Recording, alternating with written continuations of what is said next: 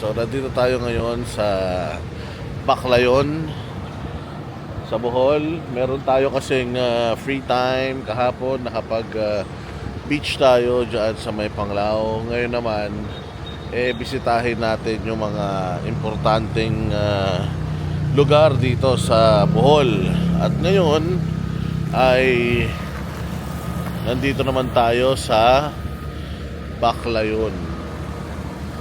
Ayan ang Baclayon Church.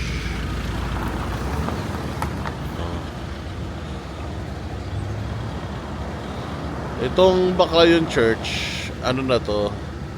Kumbaga ni-remake, ano na to? Ni-rebuild na to. Kasi nung lindol, I think mga 10 years ago or a little longer than 10 years ago, nagkalindol dito. Kaya yan, bumagsak itong simbahan na ito. Pero ayan, naano nila ulit. Kaya balik na naman ang turismo dito sa Bohol. Oh, di ba? This is the oldest church, if not in the Philippines, at least dito sa Bohol. Tapos fronting the beach. Yan. Ganda, di ba? So after this, punta naman tayo sa Punta naman tayo sa ating lunch diyan sa yung river cruise nila.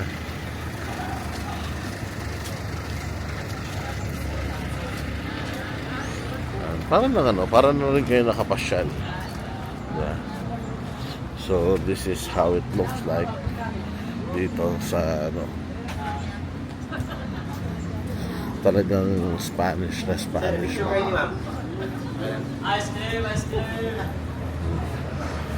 Yeah. Hindi ko lang alam kung pinapapasukan to sa loob. 1700s pa to.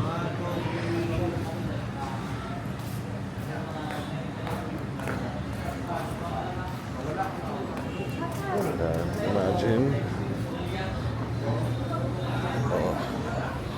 1700 pa. 1727. Oh, actually 1595. Date of foundation. Grabe. So, possibly ito talaga ang pinakamatandang simbahan sa buong Pilipinas na nakatayo pa rin hanggang ngayon.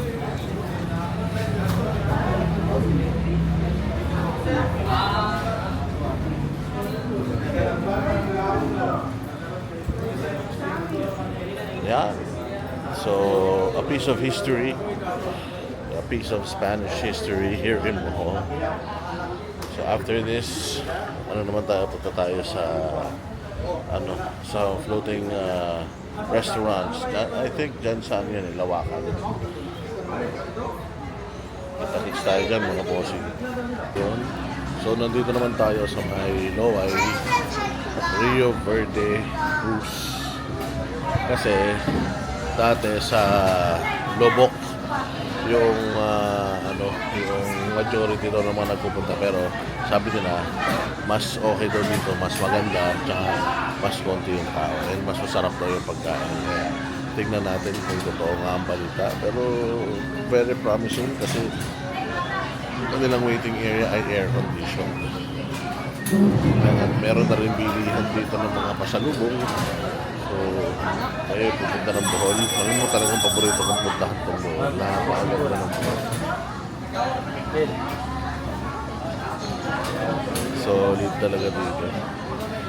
So, sasakay na tayo sa ating Sasakay na tayo sa ating bangka.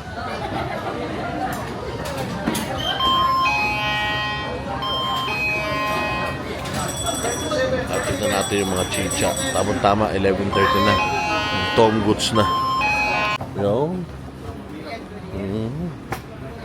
So, doon na tayo sumakay sa may pawikan. Oo, di ba?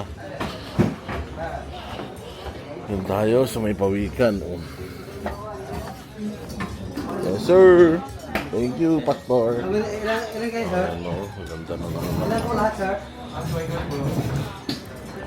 po kayo lahat? Yes. So, syempre, ayan. So,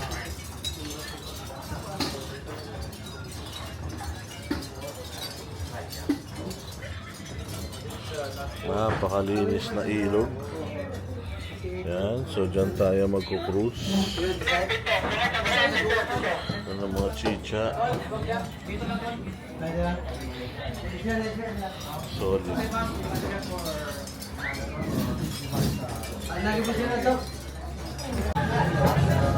Napakaganda dito mga bossing. Napakalinis ng tubig. Tapos syempre, titikman natin yung pagkain. Balita ko, merong nagsabi sa amin na kaibigan na pinakamasarap daw na adobo na tikman niya dito sa River Cruise. Ayan. So, Luway River Cruise ito, dito sa Lobok. Yung sa Lobok, masyado nang madami tao doon. Dito daw, mas okay, mas masarap. Dito nyo naman yun. Napakalinis, napakaganda ng mga bakawan. No? Diba? Solid.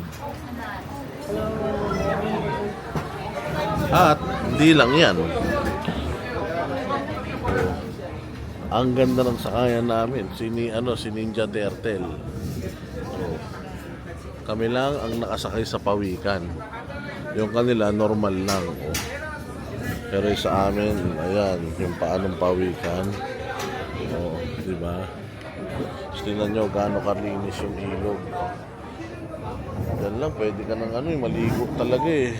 Solid na solid. Alam mo, swerte ng mga taga Bohol. Ang ganda ng probinsya nyo. Nakakaingit. Ito yung mga talagang pangarap ko. Mag-retire sa mga ganitong lugar. Yung malayo sa sa syudad. Yung presko, kahit mainit, maliwalas pa rin. Galing. So ito yung mga pagkain. Meron tayong pancit canton dyan, prutas dito, ayan, chop suey, puto, at fried chicken. Ito, adobo ba to? Nako, ito na yung famous adobo na sinasabi na masarap. Ayan. So, langka, talong. Ito, masarap to. Pangos na sardinas. Ito yung banana blossom. Merong mga dyan, condiments. Ang sa nilang suman. At itong kangkong na adobo. Barbecue, syempre. Saging para sa mga unggoy. Fish fillet para sa mga hindi nagkakarne. Ayan, para sa mga pescatarian. Solid. At meron silang tinolang manok. So, yan ang pinakamasarap na sabaw sa lahat.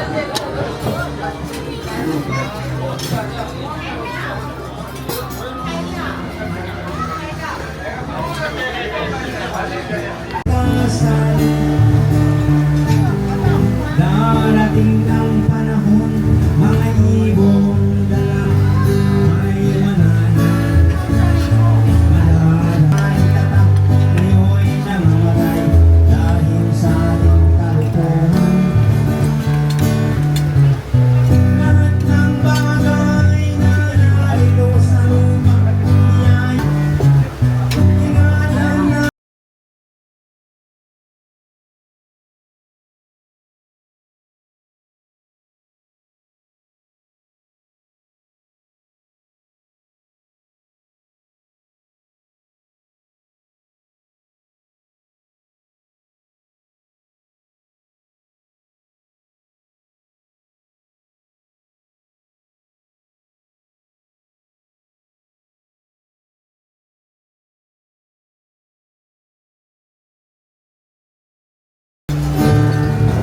감사합니다. sa Pilipino po. So, tawag po.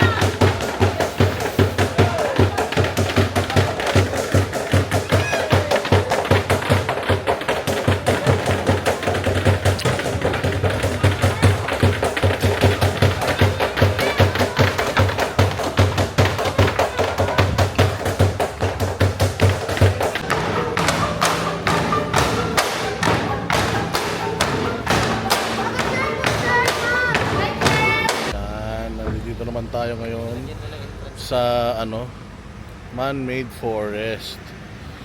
Yan. Kita nyo, di ba? Ang ganda. Ayan, oh. Hmm.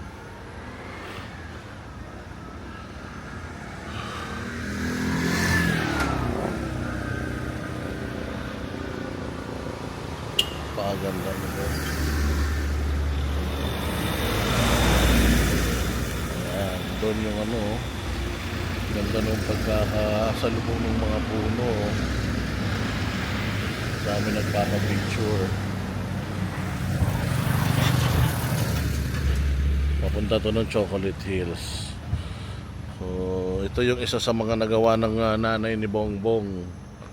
Kasi project na to, itong man-made forest na to. Kahit pa paano may nagawa ng matino yung mga magulang nung hinayupak na yun. Siya lang ang wala nagawa matino eh. Pero alam nyo ba na hindi lang dito sa Bohol merong ganitong klase ng forest.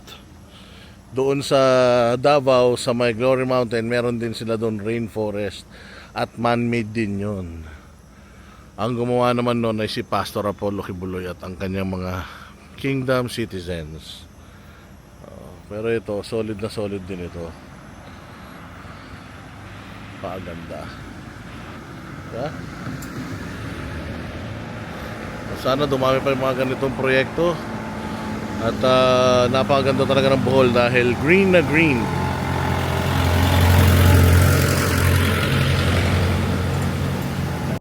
Dito naman tayo sa Tarsier. Oh, nadaan lang lakad kasi alam mo na ang tuhod natin. So, yan. Tarsier, ang pinaka smallest primate, weighing only 150 grams at mas malaki pa ang kanilang mata kaysa sa kanilang utak.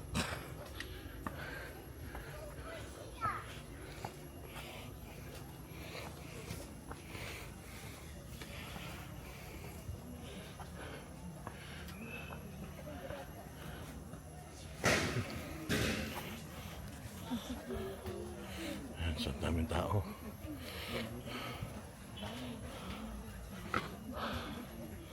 Dito pa lang hinihingal na ako.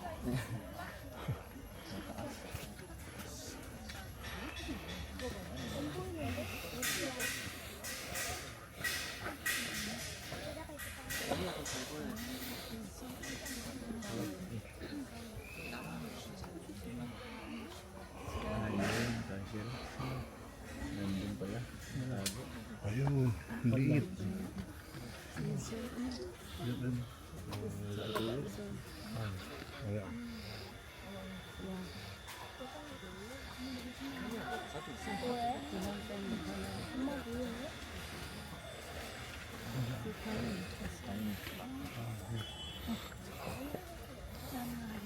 Natulog.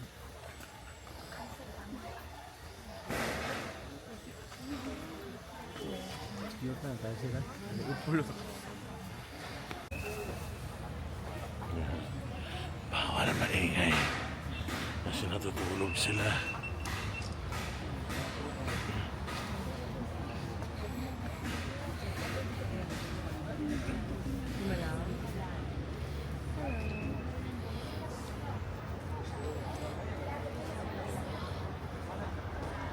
Ito medyo pinakamalaki na ate.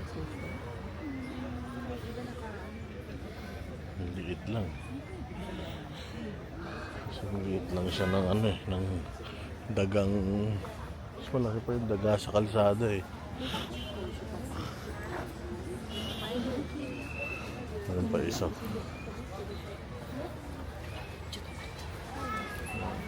Chuto, mate.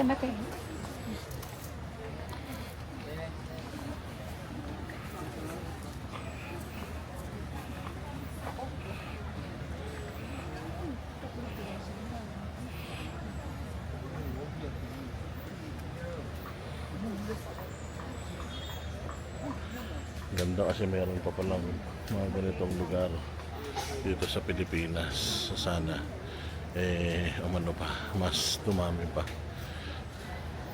Grabe din ang disiplina ng mga tao rito. Diba? Meron silang ganitong klaseng forest. Galing. So, eto na. Rumatsyada ng ulan. Ito ang kagandahan kapag meron kang rainforest. Kapag hapon, nag-uulan na. Ang ganda kasi dito sa Bohol. Dahil napaka green pa talaga ng Bohol. Sana hindi magbago to. Sabagay, 10 years ago nung pumunta ako rito, ganito na to. And hanggang ngayon, na-develop lang pero ganun pa rin. Yung ecosystem, pa din, preserved pa din. So ayan yung papunta sa ibabaw ng bundok. 200 steps yan. Pagdating mo doon sa taas, kita mo yung 360 view ng Chocolate Hills. Ayan Ayan yung Chocolate Hills. So ang galing talaga ng Diyos, kasi dito lang meron ito. Sa ibang lugar wala nito. Ayan, makikita nyo doon. Ayun, ganda rin yung doon, yung mga doon. Kaya lang, hindi ko aakyatin yan. Kasi 200 steps yan. So, nakaakyat naman na ako dyan nung kabataan. Kaya hindi na ako aakyat ngayon. Kasi mapapagod lang ako dyan. Nakita ko naman na yan. Akala ko kasi makikita ko sa taas yung may pinagawang swimming pool dito. Hindi na daw pala. Hindi daw makikita yun dito. So yan. Daming turista. Napakaraming mga tao, kayo magsisiksikan sa ibabaw. Pero ganito kaganda ang Bohol. At ito ang huling destinasyon natin dito sa Bohol. Mga bossing, maulan na, masarap ang panahon, pinapawisan ka lang pero hindi ka masyadong naiinitan. Maraming salamat sa mga kapatid natin dito sa KLC of Bohol sa pagpasyal sa atin dyan sa River Cruise dyan sa Loway ba yun? And pagdala sa atin dyan sa may Tarsier, and syempre dito sa dating 8 Wonders of the World na Chocolate Hills. Salamat Ama at binigyan mo kami ng ganito kagandang Pilipinas. Sana lang bigyan mo rin kami ng magandang leader para ma-sustain at mas lalo pang ma-improve ang Pilipinas. Kami ang boses ng masa, hindi natatakot. Katotohanan lang, di kami nalulunod. Walang bahid ng sismis, lahat ay totoo. Kahit sino ka pa, pag mali ka babanatan ka. Walang pinipili kulay, wala kaming kinikilingan. Basta para sa bayan, kami lalaban. Pagdama palakpakan, pag mali banatan. Di matitinag, di matatakot, para sa bayan tuloy ang sigaw. Sa harap ng kamera, walang halong takot. Mga baluktot, lahat kayo'y tutumba.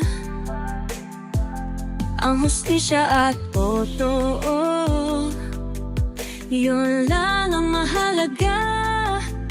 Kahit sinong harang, di kami matitinag. Walang pinipiling kulay, wala kaming kinikilingan. Basta para sa bayan, kami lalaban.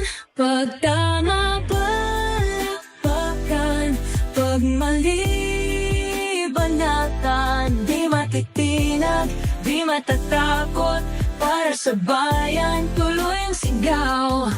Kung nasa tama ka, ikaw ay aming kasama. Pero pag mali ka, handa ka na bang mabasag? Banateros kami, walang inuurungan. Dahil bayan muna, bago ang sarili.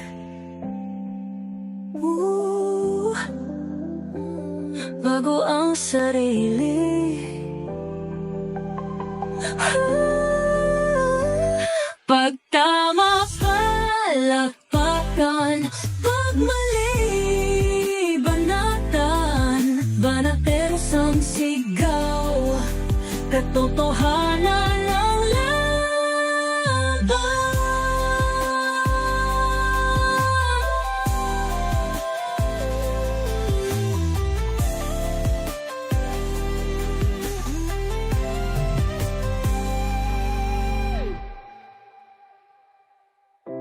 Sa harap ng kamera,